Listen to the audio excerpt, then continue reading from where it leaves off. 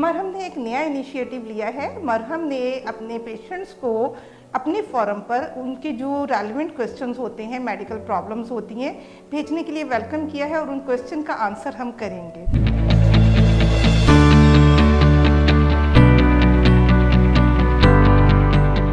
अस्सलाम वालेकुम, मेरा नाम डॉक्टर समीना तौफीक है। मैं पिछले 25 साल से गायनी ऑप्स के शोबे में अपनी खिदमत सर अंजाम दे रही हूँ। करंटली मैं लाहौर जनरल हॉस्पिटल में एज इंचार्ज गायनी ओपीडी अपनी खिदमत सर अंजाम दे रही हूँ। इसके साथ साथ खैरुल बशर जौहर टाउन में इन माई इवनिंग प्राइवेट क्लिनिक।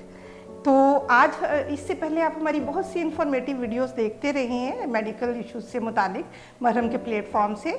मरहम ने एक नया इनिशिएटिव लिया है। मरहम ने अपने पेशेंट्स को अपने फोरम पर उनके जो रेलिवेंट क्वेश्चंस होते हैं, मेडिकल प्रॉब्लम्स होती हैं, भेजने के लिए वेलकम किया है और उन क्वेश्चन का आंसर हम करेंगे। इस तरह से पेशेंट को डायरेक्ट अपने ही प्रॉब्लम के मुतालिक गायनोकोलॉजिस्ट से गाइडलाइन मिल जाती है जो उनके लिए हेल्पिंग होती है। और इसके साथ साथ अगर वो ज़रूरत महसूस करते हैं तो अपने गायनोकोलॉजिस्ट से अपनी online as well as in clinic consultation book कर सकते हैं। क्वेश्चन स्टार्ट करते हैं जी। ये आप ही के क्वेश्चन हैं और आपके क्वेश्चंस को हम कोशिश करेंगे कि डिटेल में आपको समझा सकें कि इसका क्या सोल्यूशन हो सकता है। लेकिन एक बात अपने माइंड में रखिएगा कि जब आप हमें अपनी प्रॉब्लम भेजते हैं तो उसमें डिटेल्ड हिस्ट्री और इन्वेस्टिगेशंस हम तक नहीं पहुंचती।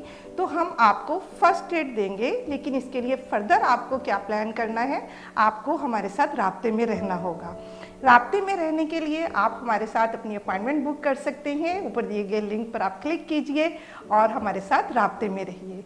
तो आइए स्टार्ट करते हैं जी। Question number 1। क्वेश्चन नंबर 1 जो हमें मरहम के फोरम से मिला है वो है जी, शीबा अवैस ने हमसे क्वेश्चन पूछा है, मेरी प्रेगनेंसी है 1 मंथ की और मेरी ब्लीडिंग हो रही है, बहुत ज़्यादा नहीं है, ब्लीडिंग थोड़ी थोड़ी है लेकिन मुसलसल हो रही है। मैंने दवाई इंजेक्शन भी ली है, दवाई भी ली है और अल्ट्रासाउंड कराया है जो कि नॉर्मल आया है। मैं बहुत परेशान हूँ, प्लीज़ मुझे गाइड कीजिए और मेरी हेल्प कीजिए। हमल के पहले महीने में स्पॉटिंग का हो जाना बाज़-औक़ात प्रोजेस्टेरोन हार्मोन की कमी की वजह से हो जाता है। और अगर ये हैवी ब्लीडिंग नहीं है और आप इंजेक्शन ले रही हैं, टैबलेट भी ले रही हैं, इसके साथ साथ कुछ वजाइनल पैसरीज भी अवेलेबल होती हैं, IVFC इंजेक्शंस भी लगते हैं और आपका अल्ट्रासाउंड अगर नॉर्मल है तो आप बिल्कुल रिलैक्स रहिए। आपको ज़रूरत है मुकम्मल आराम की, जहनी तौर पर और जिस्मानी तौर पर। फिज़िकल एक्टिविटी को थोड़ा सा 1 महीने के लिए कम कर दीजिए। फॉलिक एसिड रेगुलर लीजिए और अपनी डाइट में हाई फाइबर डाइट को शामिल कीजिए। फ्रूट्स लीजिए, जूसेस लीजिए और आप प्लीज़ हमें ज़रूर रिप्लाई कीजिएगा कि आप जो इंजेक्शन ले रही हैं क्या वो IVFC, फर्टिसी, वो कौन से इंजेक्शन है, ताकि हम आपको गाइड कर सकें कि कितनी डोज में और कितने वक्फे से आपने लेने हैं। एक और बात बहुत ज़रूरी है कि 2 हफ्ते के बाद अपना अल्ट्रासाउंड करा के हमसे ज़रूर शेयर कीजिएगा। हमारी बेस्ट विशेज़ हैं जी आपकी प्रेगनेंसी के लिए। इंशाल्लाह ताला आप परेशान मत हो, ये जो स्पॉटिंग है ये सेटल डाउन हो जाएगी और आप एक सेहतमंद बच्चे को जन्म दे सकेंगी जी। अब हम चलते हैं क्वेश्चन नंबर 2 की तरफ, जो कि हमसे पूछा है अनादिल व्लॉग की तरफ से। सवाल किया गया है जी, अस्सलामुअलैकुम डॉक्टर साहिबा, I want to ask some question. अगर कोई हाई ब्लड प्रेशर का पेशेंट हो तो उसके लिए क्या एहतियात करनी चाहिए कि ब्लड प्रेशर कंट्रोल हो जाए, प्रेगनेंसी में भी ब्लड प्रेशर कंट्रोल रहे। और नेक्स्ट इन्होंने साथ ही पूछा है, और क्या वो बच्चा पैदा कर सकते हैं? जी, क्यों नहीं कर सकते, ज़रूर कर सकते हैं। आप ऐसा कभी मत सोचिएगा कि ऐसी कोई मेडिकल रीज़न हो सकती है कि आप बच्चा पैदा नहीं कर सकते। पहला जवाब तो मेरा यही है, जी बिल्कुल बच्चा पैदा कर सकते हैं। आजकल हाई ब्लड प्रेशर कोई ऐसा बड़ा मसला नहीं है जो कंट्रोल ना किया जा सके। हाई ब्लड प्रेशर 2 तरह के होते हैं। एक तो ये है कि आपको हमल से पहले ही हाई ब्लड प्रेशर है, उस सूरत में आपने जब कंसल्ट किया, आप अपने हाई ब्लड प्रेशर की रीज़न्स देखिए, अपनी मेडिसिन जो आपको डॉक्टर ने एडवाइस की वो रेगुलर लीजिए। आप लो फैट डाइट लीजिए, वेजिटेबल स्टीम्ड लीजिए और अपनी नींद पूरी कीजिए और अपना वज़न कंट्रोल रख के फिज़िकल एक्टिविटी को बढ़ाइए। ये सब वो चीज़ें हैं जो आपका ब्लड प्रेशर नॉर्मल करने में आपको हेल्प कर सकेंगी। दूसरा आपका क्वेश्चन इसके साथ ही ये था कि ब्लड प्रेशर हमल में कैसे कंट्रोल किया जाए। जी, कुछ लोगों का जो ब्लड प्रेशर हमल में हाई हो जाता है, उसके लिए गायनोकोलॉजिस्ट के साथ रेगुलर एंटीनेटल करना बहुत ज़रूरी है और कुछ एंटी हाइपरटेंसिव मेडिसिन हम हमल के पहले महीने से स्टार्ट करा देते हैं। डाइट प्लान आपको प्रॉपर दिया जाता है। आपका वज़न और आपके रहम में परवरिश पाते हुए बच्चे का वज़न रेगुलर किया जाता है, क्योंकि हाई ब्लड प्रेशर का असर जहां आपकी सेहत पर होता है, इसके साथ साथ बच्चे की ग्रोथ पर भी होता है। बच्चे की ग्रोथ कम हो जाती है, IUGR हो जाता है। तो इसके लिए ज़रूरी है कि आप रेगुलर एंटीनेटल चेकअप कराइए, गायनोकोलॉजिस्ट से कंसल्ट कीजिए। जो मेडिसिन आपको एडवाइस की गई हैं उन्हें पाबंदी से लीजिए और अपना ख्याल रखिए, अपनी वॉक को कंटिन्यू रखिए। अगर आप अपने केस के सिलसिले में हमसे रब्ता करना चाहते हैं तो इस लिंक पर क्लिक कीजिए। हम आपसे सिर्फ एक क्लिक की दूरी पर हैं। अपना बहुत ख्याल रखिएगा। फी अमान अल्लाह। जी चलें जी, इस सिलसिले को आगे बढ़ाते हैं। क्वेश्चन नंबर 3 पर चलते हैं। Question number 3, Rimsha Malik. जी, क्या हाल है रिमशा मलिक आपका क्वेश्चन हमें रिसीव हुआ। Please guide me about diet plan after delivery C section, यानी सिजेरियन के बाद क्या डाइट प्लान हो, बिकॉज रोज़ सुबह सर में बहुत दर्द होता है और चक्कर आते हैं। रिमशा मलिक, आपके सर में दर्द क्यों होता है? क्या आप अपनी नींद पूरी करती हैं? क्या आप अपनी डाइट का ख्याल रखती हैं? वक्त पर खाना खाती हैं? ये मेरे वो सवाल हैं जिनका आपने खुद को जवाब देना है। अच्छा, इसके साथ डाइट प्लान सिजेरियन के बाद आपका क्या हो। सिजेरियन के बाद बहुत ज़रूरी है कि आप अपनी बैलेंस डाइट लें, वक्त पर नाश्ता करें। नाश्ते में आप अंडे ज़रूर इस्तेमाल करें, मटन का इस्तेमाल करें, नट्स का इस्तेमाल करें, फ्रेश फ्रूट्स का इस्तेमाल करें। आपको हर 2 घंटे के बाद शॉर्ट फ्रीक्वेंट मील्स लेने हैं ताकि आपको एक कंटिन्यूस एनर्जी मिलती रहे, क्योंकि छोटा बच्चा होता है साथ। तो जहाँ आपकी सर्जरी हुई है, ये एक मेजर सर्जरी है सिजेरियन, जिसके बाद रिकवरी में कम से कम 6 वीक्स का टाइम लगता है। इसके साथ साथ आपने बच्चे को भी देखना होता है, तो आप कोशिश कीजिए कि आपको 24 आवर्स कोई बच्चे को लुक आफ्टर के लिए हेल्प मिल जाए, ताकि आप जब बच्चे को फीड कराएं तो कोई बच्चे को हैंडल कर सके। आप सोई हुई हैं तो कोई बच्चे को देख सके, ताकि आपकी नींद पूरी हो सके और आपको टाइम पर खाना मिल सके। इसके लिए बहुत ज़रूरी है कि आप फ्रेश फूड लें, फ्रोज़न फूड आपको बिल्कुल नहीं लेना। जो भी खाना है ताज़ा पका हुआ खाना है। वेरी इंपॉर्टेंट, जो घरों में सिजेरियन के बाद ख़वातीन को कहा जाता है पानी कम पिएं, दूध ना पिएं जी, इसमें पस पड़ जाएगी। तो प्लीज़ इन मिथ से अपने आप को दूर रखिए। अगर आप लैक्टेटिंग मदर हैं, अपने बच्चे को भी दूध पिला रही हैं, तो 1.5 से 2 किलो दूध आपको रोज़ाना लेना है और आपको अपना हाइड्रेशन स्टेटस बहुत अच्छा रखना है। हाइड्रेशन स्टेटस मीन्स कि आपको प्लेन वाटर या पानी का इस्तेमाल ज़्यादा से ज़्यादा करना है। इससे 2 फ़ायदे होंगे, आपको कब्ज़ नहीं होगी, आपका हाइड्रेशन स्टेटस अच्छा होगा, आप फ्रेश फील करेंगी और मसाने का कोई इन्फेक्शन नहीं होगा। यूजुअली जब आप सिजेरियन के बाद घरेलू ख़वातीन के कहने पर दूध और पानी का इस्तेमाल बंद कर देती हैं, कब्ज़ हो जाती है, हार्ड स्टूल पास करते हैं, आपको दर्द होती है और उसके साथ साथ फिर आपको जब मसाने में इन्फेक्शन होता है तो स्टिचेस वाली जगह पर भी दर्द होता है। आपके केस में आपने मुझे कहा है कि आपके सर में दर्द होता है। बेटे, सर में दर्द की वजह एक तो ये भी हो सकती है कि आपको खून की कमी हो, अपना HB लेवल चेक कराइए। आपकी नींद ना पूरी होती हो, आपको 7 से 8 घंटे की साउंड स्लीप लेनी है, ये चेक कीजिए। कहीं आपकी आईसाइट वीक तो नहीं है, ये भी चेक कीजिए। और शुगर लेवल अगर ब्लड में फॉल कर जाए तो भी सर में दर्द होता है। तो उसका तरीका यही है कि हर 2 घंटे के बाद कुछ ना कुछ ले लें, सेब खा लें, केला खा लें, कबाब खा लें, सैंडविच खा लें। ये सब चीज़ें आपको एनर्जी देंगी। और दूसरा बहुत इंपॉर्टेंट, आप अपना ब्लड प्रेशर चेक कराइए, कहीं आपका ब्लड प्रेशर ज़्यादा तो नहीं हो रहा है। ये तमाम वजूहात आपके सर दर्द की हो सकती हैं। तो सिजेरियन के बाद डाइट प्लान में आपको मेरी एडवाइस ये है कि आप वक्त पर नाश्ता कीजिए, आप वक्त पर लंच लीजिए, लंच और ब्रेकफास्ट के दरमियान में आप स्नैक्स लीजिए, उसके बाद लंच के 2 घंटे के बाद फिर स्नैक्स लीजिए, डिनर टाइम पर कीजिए, अपनी नींद मुकम्मल कीजिए, ताज़ा घर का पका हुआ खाना खाइए, कार्बोनेटेड ड्रिंक्स से परहेज़ कीजिए, ताज़ा पानी, ताज़ा फलों का जूस इस्तेमाल कीजिए। जी, तो मरहम के प्लेटफॉर्म से एनोनिमस आइडेंटिटी के साथ ये क्वेश्चन हमने पिक किया है। एक और चीज़ आपको बताना चाहेंगे, आप बहुत इजीली और कॉन्फिडेंटली मरहम के फॉरम पर अपने क्वेश्चन भेज सकते हैं एनोनिमस आइडेंटिटी के साथ। जो पेशेंट्स अपनी आइडेंटिटी रिवील नहीं करना चाहते, हम उनकी आइडेंटिटी को हाइड कर लेते हैं, तो आप कॉन्फिडेंटली अपनी प्रॉब्लम शेयर कर सकते हैं। तो आइए क्वेश्चन की तरफ चलते हैं जी।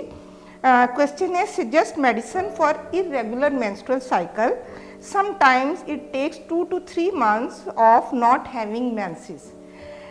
ये जी क्वेश्चन जो हमें रिसीव हुआ है, ये बहुत ही कॉमन प्रॉब्लम है आजकल बच्चियों में कि पीरियड्स मिस हो जाना या पीरियड्स का स्कैंटी हो जाना। स्कैंटी मीन्स कि खून का बहाव कम है, या कुछ बच्चियों में ऐसा भी हो जाता है 2-2, 3-3 महीने तक उनको पीरियड्स नहीं हो रहे। ये सब जो चक्कर चलता है, ये ओवेरियन हार्मोन्स के साथ इसका ताल्लुक है। ये हार्मोनल इम्बैलेंस की वजह से होता है।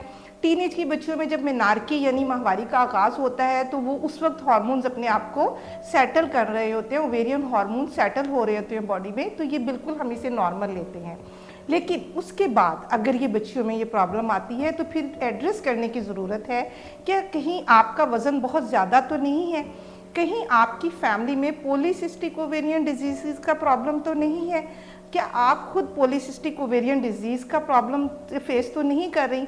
इन सब सवालों का जवाब देने के लिए आपको गायनेकोलॉजिस्ट से एक बार ज़रूर कंसल्ट कर लेना चाहिए। अगर आप हमसे रब्ता करना चाहते हैं तो लिंक पर क्लिक कीजिएगा, जस्ट एक लिंक की दूरी पर हम आपसे हैं। लेकिन आप अगर चाहते हैं कि पीरियड्स इरेगुलर हैं और आपको मेडिसिन सजेस्ट कर दी जाए, तो बेटा ये अच्छी चीज़ नहीं है कि हार्मोन्स आपकी प्रॉपर एक प्रॉब्लम कि आपको किस हार्मोन की कमी है, आपको क्या प्रॉब्लम है, उसके बगैर आपको हम हार्मोन दें तो आपके हार्मोन्स और डिस्टर्ब होंगे। सिंपली अगर कोई आपको लगता है कि सिर्फ मेरा वेट ज़्यादा है, आप वेट कम करेंगे, आपके मेंसेस रेगुलर हो जाएंगे। और अगर आपका वेट ज़्यादा नहीं है फिर भी आपके मेंसेस इरेगुलर हैं, तो अपना स्ट्रेस लेवल कम कीजिए, आयरन और कैल्शियम सप्लीमेंटेशन लीजिए। इन तमाम टिप्स के बावजूद अगर आपका साइकिल इरेगुलर है, तो फिर आपको गायनेकोलॉजिस्ट को कंसल्ट करने की ज़रूरत है। अपना बहुत ख्याल रखिएगा जी। मरहम के प्लेटफॉर्म से हम लेते हैं अगला सवाल, और अगला सवाल जी बहुत ही इंटरेस्टिंग होने वाला है। I am eating noodles 1 packet daily from the last 4 days, is it okay? I am 11 weeks pregnant. जी, 11 हफ्ते का हमल है और नूडल्स की क्रेविंग हो रही है, और आप पिछले 4 दिन से 1 पैकेट नूडल्स डेली ले रही हैं। पहली बात तो ये कि आपने परेशान नहीं होना, 1 पैकेट डेली 4 दिन तक आप नूडल्स लेती रही हैं, इससे कोई ऐसा नुकसान नहीं होगा जो आपके और आपके बच्चे के लिए ना हो। लेकिन इन द लॉन्ग रन मैं आपको एडवाइस करूँगी कि हमल में हमेशा हेल्दी फूड लेते हैं। नूडल्स लेना या कार्बोनेटेड ड्रिंक्स लेना या फास्ट फूड लेना, ये हेल्दी फूड्स नहीं है, ये आपके और आपके बच्चे की सेहत के लिए अच्छे नहीं है। कभी कभार अगर आपका दिल कर रहा है, क्रेविंग हो रही है, तो आप नूडल्स ले सकते हो, लेकिन डेली बेस पर मैं आपको एडवाइस करूँगी कि आप ना लीजिए। लेकिन 4 दिन तक जो आप लेती रही हैं कोई बात नहीं, अगर आपने ले ली है कोई ऐसा साइड इफ़ेक्ट नहीं है। फर्दर आप कोशिश करें कि अपने खाने में ताज़ा फल, दूध, जूस, मीट को शामिल कीजिए और हेल्दी खाइए, हेल्दी एक्सरसाइज कीजिए, वॉक कीजिए, हेल्दी लाइफस्टाइल अपनाइए और हेल्दी बच्चे को जन्म दीजिए। फी अमान अल्लाह। लीजिए नेक्स्ट क्वेश्चन लेते हैं मरहम के प्लेटफॉर्म से ही, एनोनिमस आइडेंटिटी के साथ है ये क्वेश्चन भी। पूछा गया है जी, I am 7 month pregnant, this is my second pregnancy, my first baby is 9 month old, माशाल्लाह, I want to walk till the end of pregnancy, that's good. Can I lift my baby of about 8 kgs along with me while I am walking? Like, I just want to ask, is it safe to take 8 kg weight for pregnancy walk? Or another one is that, can I carry baby while using stairs? जी, 7 महीने का हमल है और second pregnancy है। पहले एक बच्चा है जिसका वेट है 8 kg और ये अपनी वॉक पर बेबी को कैरी करके साथ लेकर जा रही हैं। क्वेश्चन इनका 2 हिस्सों पर मुश्तमिल है। पहला हिस्सा ये चाहती हैं कि आप बताइए कि सेफ्टी है या नहीं कि 8 किलो का बच्चा उठाकर आप वॉक करें 7वें महीने में। दूसरा हिस्सा ये है कि सीढ़ियों से चढ़ना उतरना बच्चे को उठाकर किस हद तक सेफ है। देखिए जी, 7वें महीने की प्रेगनेंसी में हम ऑनेस्टली स्पीकिंग बिल्कुल अलाउ नहीं करते कि आप वेट उठाकर वॉक करें। आप शॉर्ट स्टेप्स लेंगी, स्लो वॉक करेंगी 20 मिनट 30 मिनट, लेकिन वेट उठाकर वॉक करना आपके लिए बिल्कुल भी ठीक नहीं है, क्योंकि आपने इनफैक्ट अपना वेट उठाया हुआ है। 7 मंथ का बच्चा जो आपके रहम में परवरिश पा रहा है उसका वेट उठाया हुआ है। एडिशनली आप जब 8 kg का बेबी गोद में लेकर चलती हैं तो वो बेबी मूव भी करता है, वो आपको हिट भी करता है, तो it's not safe for you. इसी तरह से जो आपने स्टेयर्स का पूछा है, स्टेयर्स के लिए भी मैं आपको बिल्कुल अलाउ नहीं करूंगी कि आप 8 किलो के बच्चे को गोद में लेकर सीढ़ियाँ चढ़ती उतरती रहें, बल्कि मैं आपसे कहूँगी कि सीढ़ियाँ जब आपने उतरनी है आप उस किसी चीज़ की रेलिंग की सपोर्ट लेकर आराम आराम से सीढ़ियाँ उतरिए। कोशिश कीजिए कि आप वेट उठाकर सीढ़ियाँ बिल्कुल भी नहीं उतरें। अच्छा, नुकसान क्या हो सकता है? आपका वाटर बैग लीक हो सकता है, आप वक्त से पहले दर्दों का शिकार होकर वक्त से पहले प्रीटर्म बेबी को डिलीवर कर सकती हैं। ये तमाम वो रिस्क हैं जिनसे आपको बचना है। इसलिए बेबी को गोद में उठाकर ना तो आपको सीढ़ियाँ चढ़नी है, ना प्रेगनेंसी वॉक में आपने जाना है। हाँ, एक पॉइंट और था आपका, आपने कहा कि मैं टिल एंड वॉक करना चाहती हूँ। आई विल रियली अप्रिशिएट, हमल में वॉक को हम हमेशा अप्रिशिएट करते हैं। आप ज़रूर वॉक कीजिए और हम वॉक के लिए पेशेंट से कहते हैं मॉर्निंग इवनिंग वॉक कीजिए, पर प्लीज़ वेट उठाकर वॉक करना प्रेगनेंसी के लिए सेफ़ नहीं है। अपना बहुत ख्याल रखिएगा। जी, बढ़ते हैं नेक्स्ट क्वेश्चन की तरफ। नूर रंधावा ने पूछा है जी, ड्यूरिंग प्रेगनेंसी उम्रा कर सकते हैं या नहीं, और अगर कर सकते हैं तो क्या प्रिकॉशन लेनी चाहिए? जी, आपने प्रेगनेंसी में उम्रे के बारे में पूछा है, लेकिन प्रेगनेंसी के 9 महीने हम 3 हिस्सों में डिवाइड करते हैं, first, second and third trimester. अब आपने ये नहीं बताया कि प्रेगनेंसी का कौन सा महीना चल रहा है या प्रेगनेंसी में कोई रिस्क फैक्टर तो नहीं है, इसलिए मैं जनरली आपको जवाब दूंगी। तो प्रेगनेंसी में उम्रा कर सकते हैं, लेकिन अगर कोई रिस्क फैक्टर नहीं है, अगर पहले कोई मिसकैरेजेस नहीं है, ब्लड प्रेशर या शुगर का मसला नहीं है, या कोई प्रीटर्म डिलीवरीज नहीं है, तो आप उम्रा कर सकते हैं। आप तीसरे चौथे महीने में, आप छठे सातवें महीने तक, यानी फर्स्ट ट्राइमेस्टर के एंड से लेकर सेकंड ट्राइमेस्टर के एंड तक आप कर सकते हैं। हाँ, 7वें महीने के बाद फिर आपके लिए ट्रैवलिंग मुश्किल होती है और उम्रा भी आपके लिए मुश्किल होगा, तो वो उसके लिए फिर आप उसको पोस्टपोन कर सकते हैं। उम्रा करने से कोई हर्ज नहीं है। उम्रा करने के लिए अगर आप प्रॉपर स्पेसिफिकली आप चाहते हैं कि आपको बताया जाए, तो आप लिंक पर क्लिक कीजिए और अपनी डिटेल हिस्ट्री दीजिए, ताकि हम आपको आपके केस के मुताबिक बता सकें कि आपका पेशेंट जा सकता है या नहीं जा सकता। इट डिपेंड्स कि ड्यूरेशन ऑफ प्रेगनेंसी क्या है, प्रेगनेंसी में कोई रिस्क फैक्टर इन्वॉल्व तो नहीं। अदरवाइज उम्रे की सादत आपको बहुत मुबारक हो, ज़रूर कीजिए। जी, हम नेक्स्ट क्वेश्चन की तरफ चलते हैं। नेक्स्ट क्वेश्चन पूछा गया है, एनोनिमस आइडेंटिटी के साथ ही है। Thick yellowish white discharge in 9 month of pregnancy, is it infection or mucus plug? अच्छा, ये 2 चीज़ें आपने दी हैं। एक तो आपने कहा थिक येलोइश, फिर आपने कहा white discharge. Thick yellowish discharge is different और वाइट डिस्चार्ज डिफरेंट है। फिर वाइट डिस्चार्ज की कंसिस्टेंसी भी होती है, वाटरी है या थिक है, तो इसमें थोड़ा सा आपको अपने क्वेश्चन को स्पेसिफाई करना पड़ेगा कि या तो वो डिस्चार्ज थिक है और येलोइश है, या फिर वो वाइट है। अगर वाइट है तो फिर वो वाटरी है या वो थिक है, किस तरह का है। 9 मंथ ऑफ प्रेगनेंसी। लेकिन आपको मैं म्यूकस प्लग के बारे में एक्सप्लेन कर देती हूँ कि 9वें महीने की एंड पर बाज़ औक़ात थिक आपको म्यूकस, जिसमें थोड़ा सा रस्टी कलर भी हो सकता है, रेड कलर भी हो सकता है, येलो भी हो सकता है, म्यूकस प्लग होता है जो कि निकलता है। ये वो इंडिकेशन होती है इस चीज़ की कि आप नॉर्मल डिलीवरी के लिए दर्दें शुरू होने वाली हैं या नॉर्मल डिलीवरी का प्रोसेस शुरू होने वाला है, वो म्यूकस प्लग हो सकता है। लेकिन अगर येलोइश डिस्चार्ज स्मेली है या इचिंग हो रही है या लोअर एब्डोमिनल पेन के साथ है, तो वो इन्फेक्शन है, उसकी ट्रीटमेंट ज़रूरी है। जी, तो ये आपके क्वेश्चन थे जो हमने यूट्यूब चैनल से पिक किए, मरहब के फॉरम से पिक किए। बहुत इंटरेस्टिंग और बहुत ही इंफॉर्मेटिव क्वेश्चन थे। आपके साथ साथ मुझे बहुत मज़ा आया इन क्वेश्चंस का आंसर करने में, और मेरा ख्याल है कि बाकी लोग भी जो देख रहे हैं उन्हें भी इससे बहुत ज़्यादा हेल्प मिलेगी। इसके अलावा किसी भी मेडिकल प्रॉब्लम के मुतालिक अगर आप क्वेश्चन करना चाहते हैं या आप किसी प्रॉब्लम का शिकार हैं, तो आप मरहम हमारे कमेंट सेक्शन में एज वेल एज हमारे मरहम के फोरम पर जाकर अपने क्वेश्चन भेजिए। हम आपके क्वेश्चन को पिक करेंगे और उसके मुताबिक आपको हम आंसर करेंगे। किसी भी प्रॉब्लम के सिलसिले में आप डिस्कस करना चाहिए तो प्लीज़ लिंक पर क्लिक कीजिए। हम आपके लिए अवेलेबल हैं in clinic as well as online. फी अमान अल्लाह।